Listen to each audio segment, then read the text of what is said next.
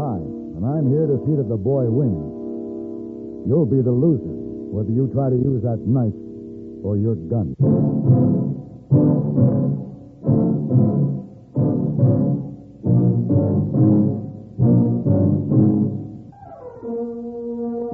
Have gun. Will travel. Starring Mr. John Dehner as Paladin. San Francisco, 1875. The Carlton Hotel. Headquarters of a man called Paladin.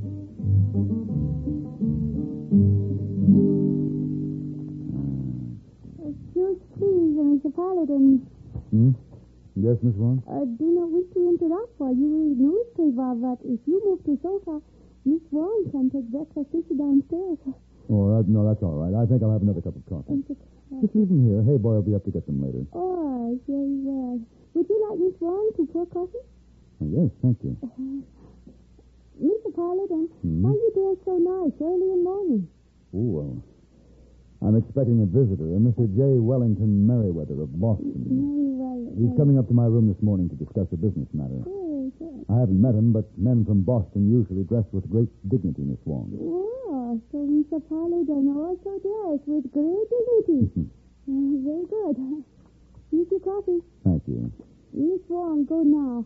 Oh, Miss Wong, would you tell Hayboy to bring some brandy with him when he comes up? Mr. Meriwether might like a glass of brandy. Oh, yes, sir. Is someone at your door? I'll get it. Perhaps Mr. Meriwether? I didn't expect him this soon. Yes? How do you do? Are you Mr. Paladin? That's right. What can I do for you, lad? May I come in? Well, right now I'm expecting someone. But I thought I had an appointment. Didn't you receive my message? Your message? I'm J. Wellington Meriwether. You? Oh, I see. Yes, please, come in. Thank you. Oh, Miss Wong, this is J. Wellington Meriwether. How do you do? Sure happy. Miss Wong, I guess you'd better tell Hayboy to bring some, lemonade instead of brandy. Lemonade. I told him, boy, you bring lemonade right away.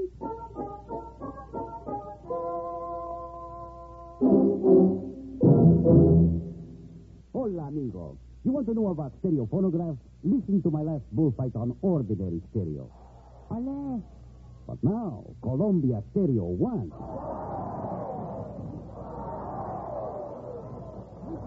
There is a corrida de toros. Real life-like, magnifica. There is such a big difference in stereo phonographs. With most, all you get is a couple of speakers shooting in different directions. But with Columbia, hombre, you get fantastic stereo projection. What it does is to send circles of sound sweeping through every inch of a room. You are surrounded with live sound, live feeling, live passion. Ole, ole, how they cheered me. Ask your Columbia phonograph dealer to demonstrate Stereo 1 by Columbia. Prices start as low as $39.95 for portables, $129.95 for consoles. El picador, who let that bull out?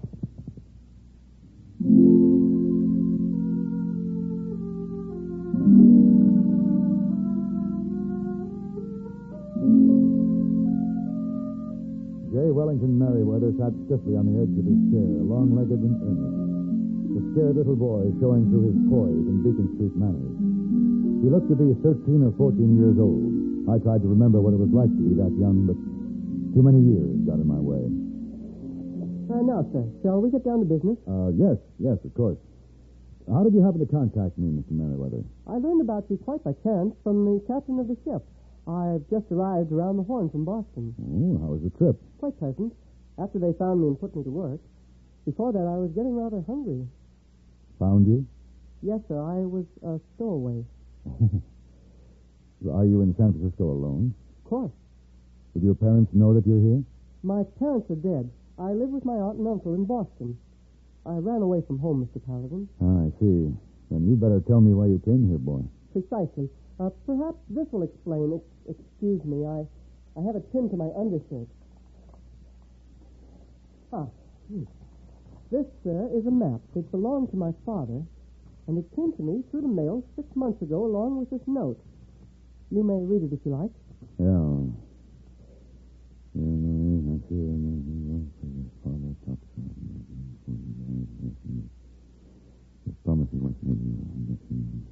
Kelly. Who's this Kelly? I don't know, sir, but there was a return address on the envelope. Lighthouse Saloon, Sacramento, California. Well, tell me, what do you think this map indicates? Buried treasure. Oh, I know it's childish of me to say that, sir. It's undoubtedly the location of a gold mining claim. But you see, that's what my father said when he left and came west. He said he was going to find a buried treasure. And he left you with your aunt and uncle? Yes. It was after my mother died. He didn't want to leave me, I understand that now, but he had to prove something. And that's what I must do. Prove what? That they're wrong. Aunt Amelia, Uncle Gus, all of them. All I ever heard from them was how my father ran out on his responsibilities, how he was worthless, a failure. Well, he wasn't a failure, and I'm going to find his treasure and prove it. Very important to you, isn't it? Oh, yes. You understand, don't you, Mr. Paladin? I think I'm beginning to understand. I shall need your help, and I wish to hire your services. Now, regarding financial arrangements... Oh, yes. Would you consider halvesies on the treasure? Halvesies? Don't you think it would be wiser if you went back to Boston and wait until you're older to come out here to find your father's claim? Why, I'm almost 16 years old. Mr. Meriwether, if you don't have enough respect for me to tell me the truth, then you better find someone else to go with you. I guess you're right, sir. I'm sorry. I'm 14. That's more like it. But you should let your aunt and uncle know where you are. Perhaps, but I can never go back until I can prove to them that my father was just as good as they are, that he wasn't a failure. Well, if you're that determined, you'll need some protection. I'll go along with you, Mr. Meriwether. Oh, thank you, sir. By the way, the J stands for John. You may call me that if you like. All right. John. Half of a buried treasure that probably existed only in the hopes of a young boy. Wasn't very good business. But since he'd come to me for help, I could not let him wander around the California wilderness alone. 2 days later, we arrived in Sacramento and checked into a hotel. After an early dinner, I sent the boy up to his room to get some sleep. My next move would be to find Kelly, the man who had sent the map. I wanted more information about Lee Meriwether, John's father, before we started for the lost mining claim. I inquired at the hotel desk. Oh, Mr. Paladin, is your room satisfactory? Oh, yes. Yes, it is.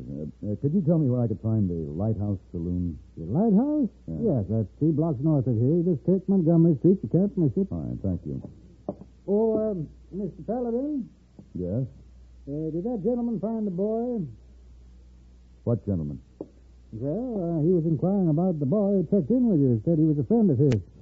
I told him he could find Meriwether up in his room, but I didn't know you were in the dining room at the time. Did this gentleman go up to the boy's room? Well, I don't know, but he might have. Is there something wrong, Mr. Paladin? I'm not sure.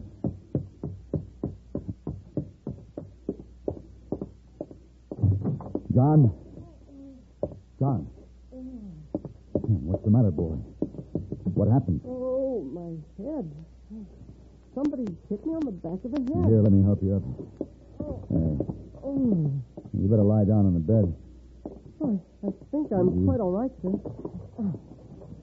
I'll just sit here. Oh. What happened? I came up to the room after I left you downstairs, and when I opened the door, I remember thinking it was peculiar. The light was on, and then someone hit me over the head. Did you see who it was? No, sir, I didn't. Mr. Paladin, look. My valise. My clothes all over the floor. Yeah. Somebody was looking for that map. But why would they hit me over the head? You'd think they'd ask me for it. Probably didn't want you to know who they were after they began rummaging through your suitcase. I'm awfully glad you had the map with you. What do you make of this, Mr. Paladin? I don't know, John. Maybe your friend Kelly will have the answer. Now go to bed, get some sleep. And you keep that door locked while I'm gone.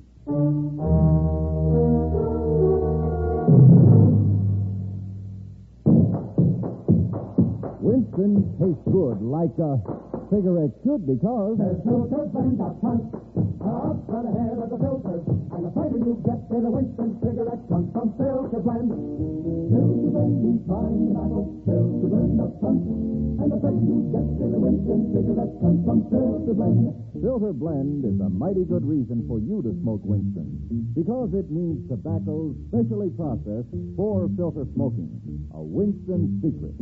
You get Winston's own pure white, modern filter, plus the rich, delightful flavor of fine tobacco.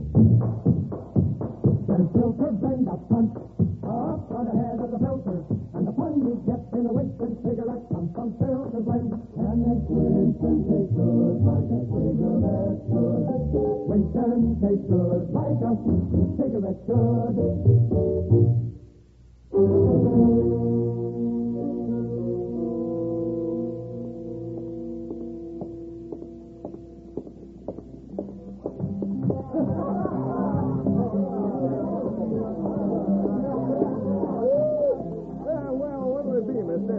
You know anybody here by the name of Kelly? Oh, you're new in town, ain't you? That's right. Yeah, Kelly's the boss. I'd like to see him. Is he here? Okay, right over there at the money table. Hey, in the pink dress. That's Kelly? It sure is. Oh, thanks.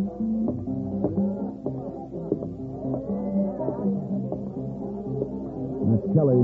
Yes? My name is Paladin. May I talk to you? Sorry, I'm busy. Well, let me ask you just one question. Did you know Lee Meriwether? Lee Met. Guess my business can wait. Take over for me, Ben. We can sit at that table over there, Mr. Paladin. All right.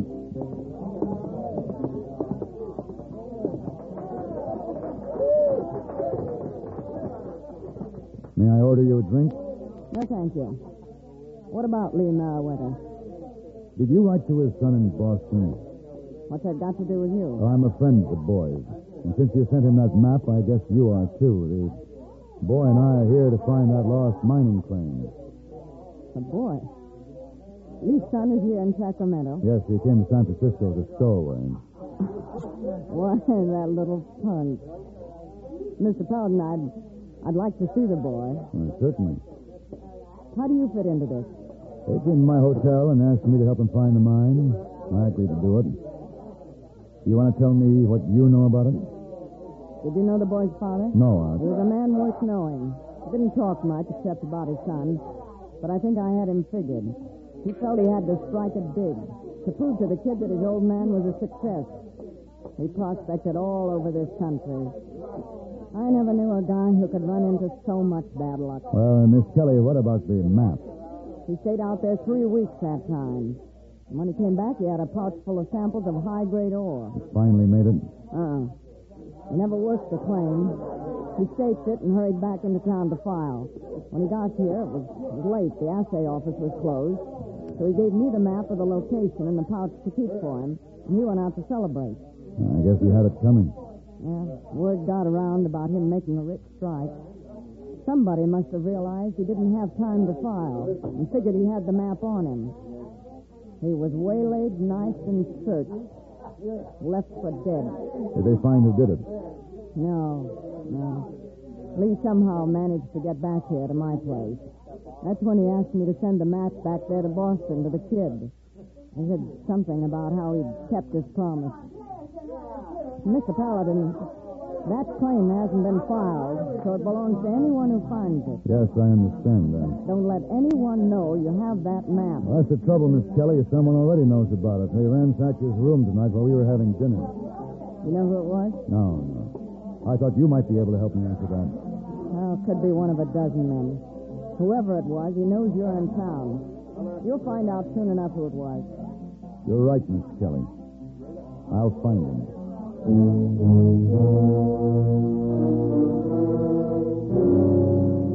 It was late when I reached the hotel. A single dim lamp burned in the lobby.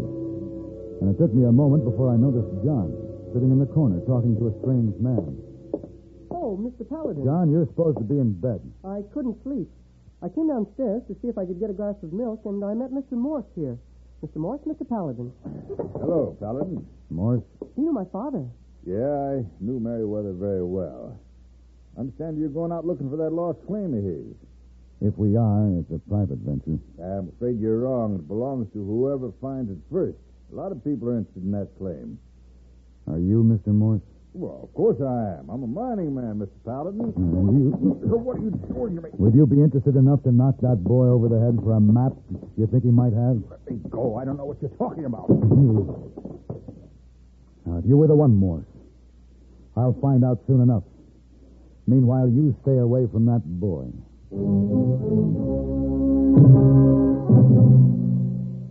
Constipation is something people don't talk about much, but it can be a problem for anyone, even doctors. And when constipation occurs, it's interesting to see just what doctors consider important about a laxative they might use or recommend. Well, a majority of the doctors we heard from had this to say. A laxative should be effective, gentle, as close to natural acting as possible, and a medicine that can be used with complete confidence. Now, X-Lax has been popular with many doctors and millions of people over the years because pleasant-tasting chocolated X-Lax is effective. Overnight, it helps you toward your normal regularity. X-Lax is gentle. Next morning, it gives you the closest thing to natural action.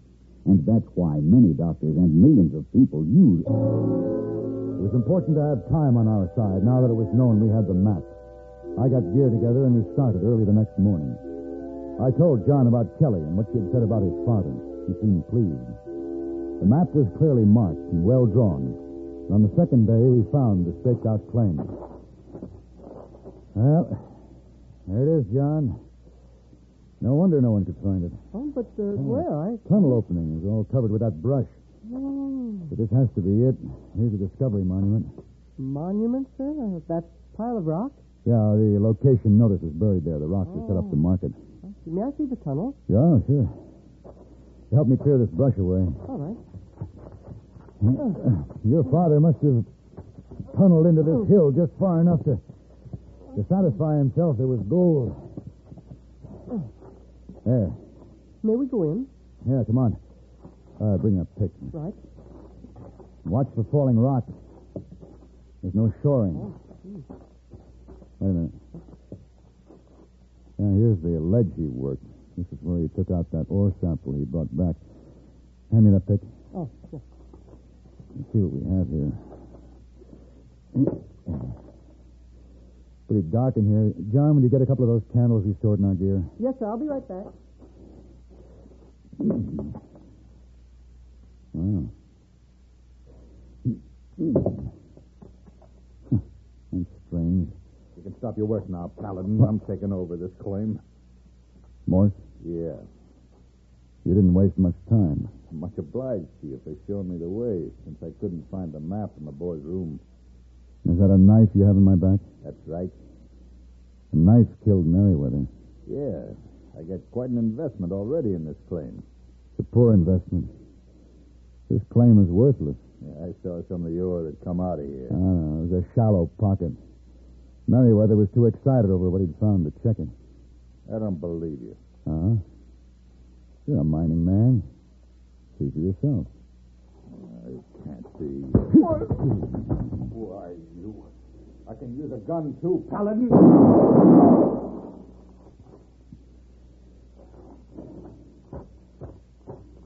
Mr. Paladin, are you all right?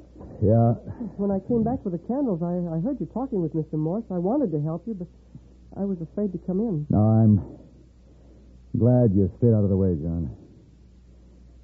I will have to go back to town and tell the authorities we found the man who murdered your father. You mean that was the man? Yeah. He's dead now. Was he the one who hit me in my room? Yes. Mr. Paladin, when I was outside, I heard you talking. That was clever what you told him about the claim being worthless. Wasn't being clever, John. That's the truth. Oh, no, sir. It was a long, silent ride back to Sacramento. I knew that Kelly could help me make the boy understand. And we found her in her office. And she met John for the first time. You look like your father, boy. Well, thank you. We thought you should know, Kelly. We found the claim. didn't pay out. Oh? Well, that happened. Yeah. It was a great disappointment to John here. Of course it was. Wait. I have something for you. I've been saving this for you, John. These are the ore samples your father dug out of that claim. It's good ore, rich. Too bad that's all there is. But it's yours. Your father kept his promise. Thank you, ma'am. Let me tell you something, John. That little bag full or a ton of this stuff doesn't measure the worth of a man. No, ma'am. Look, boy, you had a father you can be proud of. Believe me. And if they try to tell you any different back there in Boston, spit in their eye. Oh, yes, ma'am.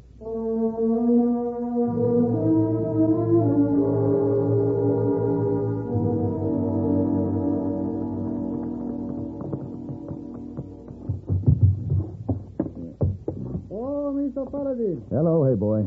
I did not expect you back so soon. Well, the ship left on time. What, the Meriwether boy still sad about leaving? Oh.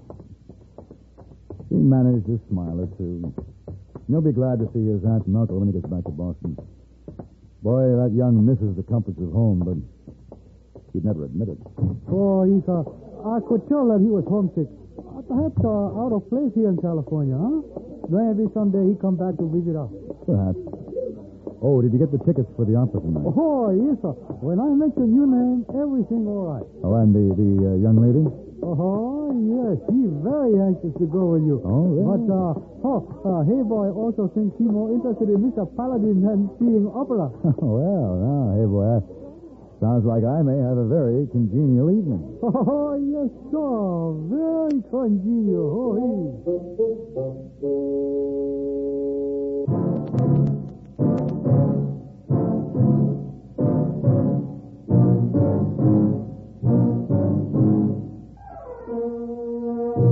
Have Gun, Will Travel. Created by Herb Meadow and Sam Rolfe, is produced and directed in Hollywood by Frank Parrott, and stars John Dehner as Paladin, with Ben Wright as Hey Boy and Virginia Gregg as Miss Wong. Tonight's story was specially written for Have Gun, Will Travel by Ann Dowd. Featured in the cast were Virginia Christine, Barney Phillips, Joe Cranston, and Joel Davis. This is Hugh Douglas, inviting you to join us again next week when CBS Radio presents Have Gun, Will Travel.